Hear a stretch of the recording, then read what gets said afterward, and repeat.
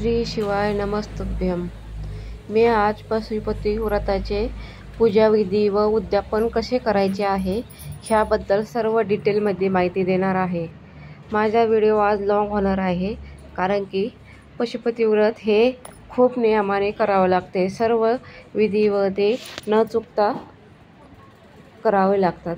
त्यासाठी मी हा व्हिडिओ घेऊन आले आहे। 5 सोमवार हे व्रत करतात। काही अडचण आल्यास तर उपवास तसाच करायचा, पण तो सोमवार धरायचा नाही। पुढच्या सोमवारी तो उपवास करून त्याचे उद्यापन करायचे। त्यासाठी मी हे सर्व सामग्री काढली आहे। बेलपत्र, 1 कणकेचा दिवा, पंचामृत, अत्तर, जानवं, कलावा,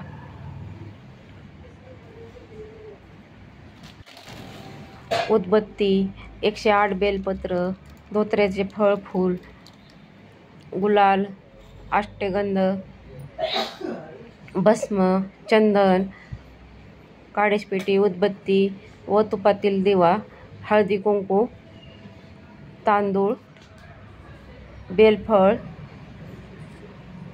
व पाणी हे सर्व आपल्याला दोन्ही टाईमचं एकाच थाळीत घेऊन जायचे आहे।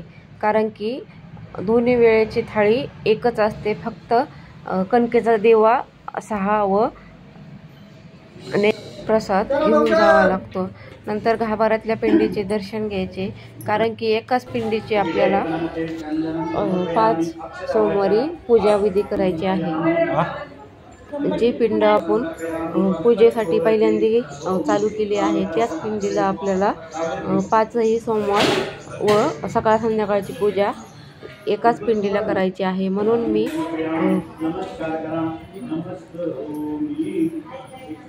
पंचामृताचा अभिषेक केला व पाण्याने स्वच्छ करून सर्व घेतले। नंतर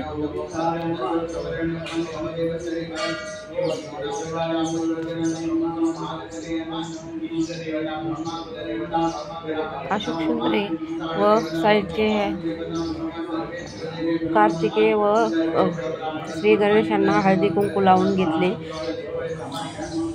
नंतर मी पिंडीची पूजा करण्यास चालू केली। चंदनाने मी ओम काढला व अगोदर अशोक सुंदरी व कार्तिकेय श्री गणेशांना बेलपत्र वाहिले।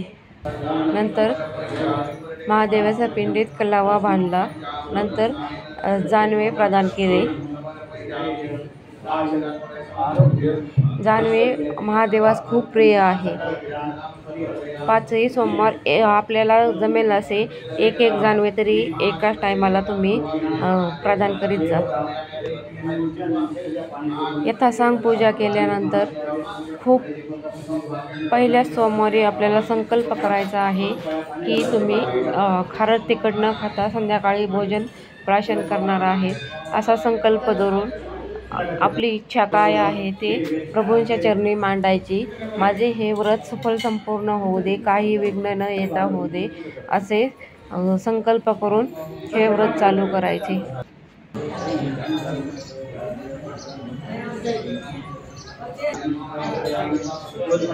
एकशे 8 बेलपत्र सकाळच्या वेळेत श्री शिवाय नमस्तुभ्यम ह्या मंत्रोच्चाराने महादेवास अर्पित करायचे व 1 कणकेचा दिवा प्रज्वलित करायचा, धूप दीप लावायचे। आपण कोणत्या इच्छेने आपण हे पशुपती व्रत करीत आहे त्यासाठी देवापुढे आपली इच्छा मनोकामना मांडायची। हे व्रत माझे पूर्ण होऊ दे, मला सर्व माझ्या इच्छा पूर्ण होऊ दे असे देवापुढे मागणी मागायची। अशा प्रकारे 5 सोमवारी आपल्याला हे व्रत करायचे आहे। एखाद्या सोमवारी काही अडचण आली तर ते व्रत 6व्या सोमवारी करून मग त्याचे उद्यापन करायचे। पण आपण जोपर्यंत पशुपतीचे 5 व्रत होत नाही तोपर्यंत ते व्रत त्याचप्रमाणे धरायचे। फक्त पूजा करता नाही आले तर ते 6व्या सोमवारी त्याचे उद्यापन करायचे। नंतर 5व्या सोमवारी सकाळची पूजा तशीच करायची। फक्त 5व्या सोमवारी उद्यापन करण्यासाठी एका माणसाचा शिदा ब्राह्मणास प्रदान करायचा, म्हणजे एका माणसाचे जेवण होईल या मापाचा शिदा आपल्याला ब्राह्मणास दान करायचा आहे 5व्या सोमवारी संध्याकाळच्या वेळेस. तांदूळ, गव्हाचे पीठ, हळद, मीठ,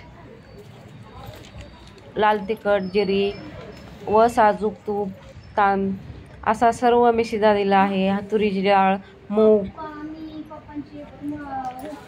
तुमच्या इच्छेनुसार तुम्ही अजून काहीही देऊ शकता, साखर, रवा. एका माणसाचे भोजन होईल अशाप्रमाणे आपल्याला शिदा द्यायचा आहे. नंतर उद्यापनाच्या वेळेस एक नारळ घ्यायचा आहे, त्याला तिलक करायचे. तिलक केल्यानंतर त्याला कलावा बांधून घ्यायचा आहे.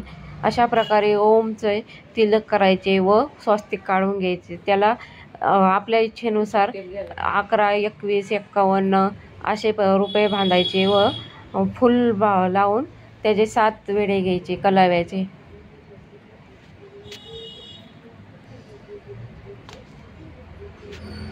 उद्यापना दिवशी 6 कणकीचे दिवे बनवायचेच, पण नारळ व शिदा उद्यापनाला लागतो, म्हणून उद्यापनाच्या वेळेस नारळ व शिदा घेऊन आवश्यकच आहे, त्याशिवाय उद्यापन होऊ शकत नाही. सकाळच्या ताटामध्ये आपल्याला कणकीचे 6 दिवे हे सर्व सामग्री न्यायची आहे. शिद्यामध्ये तूप, साजूक तूप आवश्यक न्यावे. संध्याकाळच्या प्रसादासाठी मी शिरा नेलता. अशा प्रकारे माझा शिदा मी कॅरी बॅगमध्ये भरून नेला आहे. मंदिर लांब असल्यामुळे तेथे मी कॅरी बॅगमध्येच न्यावा लागला. नंतर मी गुरव काकींना दर सोमवारी मदत करू लागते. अशा प्रकारे त्यांना थोडीशी मी मदत केली व माझ्या पूजेस मी सुरुवात केली.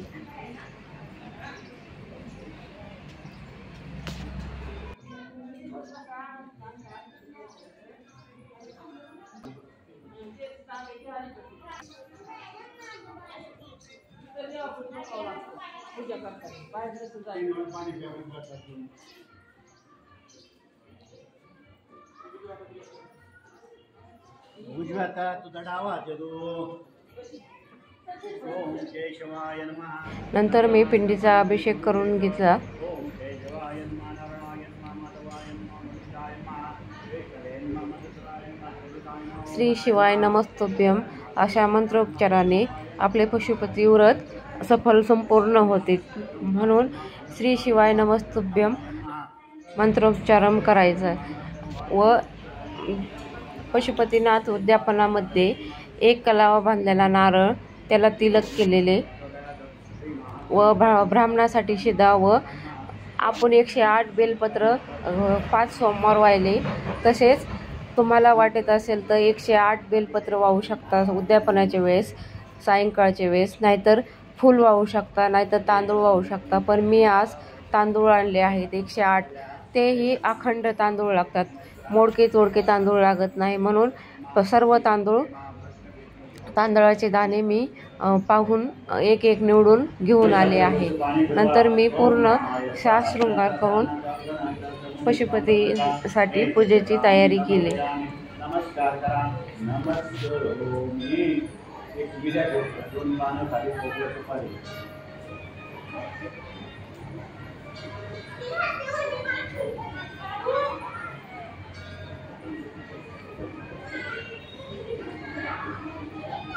चंदन व गुलाल व भस्म महादेवास खूप प्रिय आहे, म्हणून मी त्यांचा शृंगार चंदन, भस्म व गुलाल ह्याने केला. नंतर अत्तर लावून घेतले. मी पशुपती व्रताची पूर्ण माहिती सुरूपासून ते उद्यापनापर्यंत कसे करायचे ह्याची संपूर्ण माहिती मी ह्या व्हिडिओमध्ये सांगितली आहे. तरी अशा प्रकारे तुम्ही उद्यापन केले तरी चालते.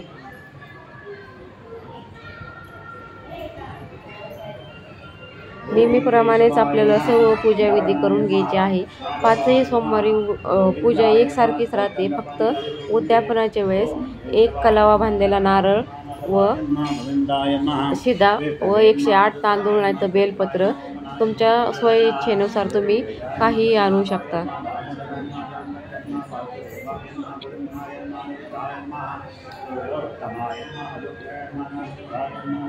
ओ पशुपतीनाथ यांना आपली मनोकामना सांगायची की हे व्रत माझे सफल संपन्न होऊ दे, माझे काही चुकले असले तर मला माफ करा. काही आपल्याकडनं चुकलं झाल्या तर हे व्रत निष्फळ जाते, म्हणून खूप काटेकोरपणे व काळजीने हे व्रत करावे लागते. पूजा करीत असताना श्री शिवाय नमस्तुभ्यम असे पूर्ण पूजा वस्तू आपल्या मनातले मनात मंत्रोच्चार चालू ठेवा.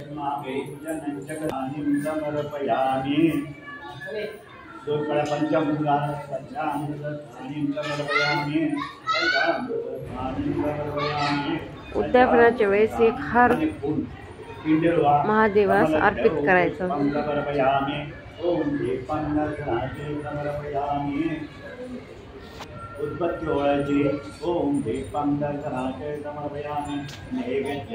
आणि जो आपण प्रसाद आणलेला असतो सायंकाळच्या वेळेस 5ही सोमवार आपल्याला सायंकाळच्या वेळेस प्रसाद बनवून न्यायचा.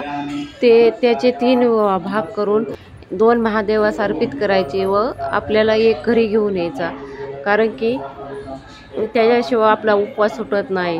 म्हणून अगोदर मंदिरात आणलेला एका भागाचे आपण अगोदर प्राशन करायचे. हा प्रसाद कोणीही खाऊ शकत नाही व कोणालाही द्यायचा नाही, तो आपणच खायचा घरामध्ये. उपवास सोडायच्या अगोदर तो प्रसाद खायचा आणि मगच उपवास सोडायचा.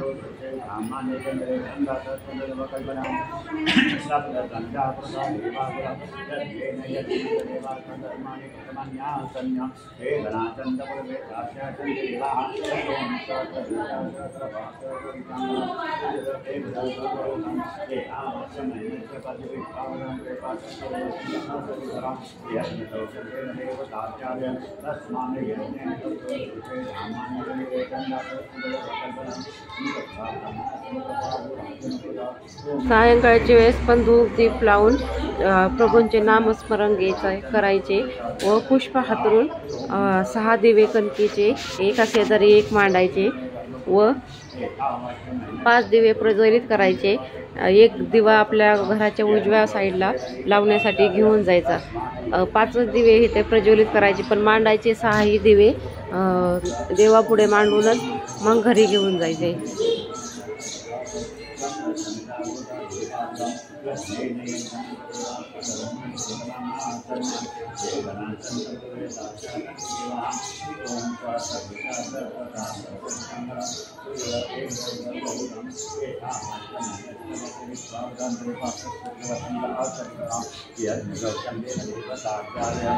नंतर आपण कलावा बांधलेला नारळ महादेवास अर्पित करायचा. अशोक सुंदरी त्यांचे स्थान आहे त्या साईडला आपण महादेवाला कलावा बांधलेला नारळ अर्पित करणार आहोत. नंतर पुष्प हातरून कणकीचे 6ही दिवे मांडायचे, फक्त 5 प्रज्वलित करायचे व एक घरी नेऊन घरच्या उजव्या साईडला म्हणजे दाराच्या उजव्या साईडला नेऊन तो प्रज्वलित करायचा. पशुपतीनाथ यांना आपण मनपूर्वक साष्टांग नमस्कार करून ही इच्छा सांगायची की माझे हे व्रत सफल संपूर्ण होऊ दे, माझ्या इच्छा पूर्ण होऊ दे. अशा प्रकारे तुम्ही 5 सोमवार हे व्रत करून 5व्या सोमवारी ह्याचे उद्यापन करू शकता. काही अडचणी आल्यास तर मग 6वा सोमवार त्याचे उद्यापन करायचे, पण उपवास 6ही सोमवार तुम्हाला एकसारखे धरावे लागतात. उद्यापनाच्या वेळेस मी जे तांदूळ आणले होते ते श्री शिवाय नमस्तुभ्यम ह्या मंत्रोच्चाराने महादेवाच्या पिंडीत अर्पित केले.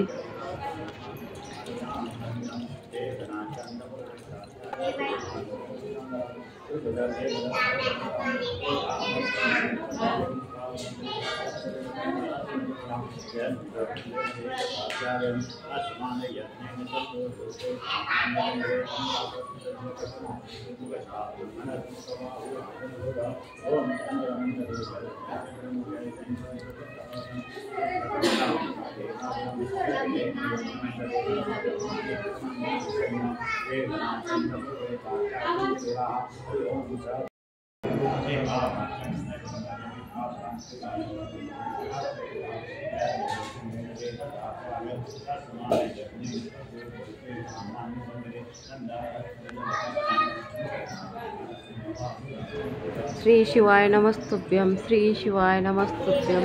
ह्या मंत्रोच्चाराने मी माझे 108 तांदूळ महादेवास अर्पित केले. तुम्ही अशा प्रकारे पशुपतीनाथ यांचे व्रत करू शकता. व्हिडिओमध्ये दाखवल्याप्रमाणे तुम्ही हे सर्व सामग्री घेऊन महादेवाच्या मंदिरात जायचे. मी प्रसाद आणला होता, त्याचे 3 भाग करून घेतले व 1 भाग मी घरी घेऊन गेले व 2 भाग महादेवास अर्पित केले. अशा प्रकारे पशुपतीनाथ यांच्या व्रताचे उद्यापन तुम्ही करू शकता. तुमच्या काय इच्छा आकांक्षा आहेत त्या पशुपतीनाथ यांना तुमच्या मनोमन सांगायच्या व माझ्या इच्छा अपेक्षा पूर्ण होऊ दे हे त्यांच्या नाथांसमोर. घरातली पूजा झाल्यानंतर घरी आल्यावरती घराच्या उजव्या साईडला पुष्प हातरून जो कणकीचा 1 दिवा आणला होता आपण तो इथे प्रज्वलित करायचे. तिथे पूजा करून मग तो प्रज्वलित करायचा व कणकीचा दिवा सकाळी पाण्यामध्ये विसर्जित करायचा. रात्रीचा तसाच ठेवून द्यायचा व त्याची पूजा करायची कणकीचे दिव्याची. अशा प्रकारे माझे 5 सोमवार सुफल संपूर्ण झाले आहेत. तुम्ही अशा प्रकारे व्रत करून तुमच्या मनोकामना पूर्ण करू शकता. खूप ताकद आहे या व्रतामध्ये. श्री शिवाय नमस्तुभ्यम, श्री शिवाय नमस्तुभ्यम, श्री शिवाय नमस्तुभ्यम, श्री शिवाय नमस्तुभ्यम, श्री शिवाय नमस्तुभ्यम, श्री शिवाय नमस्तुभ्यम.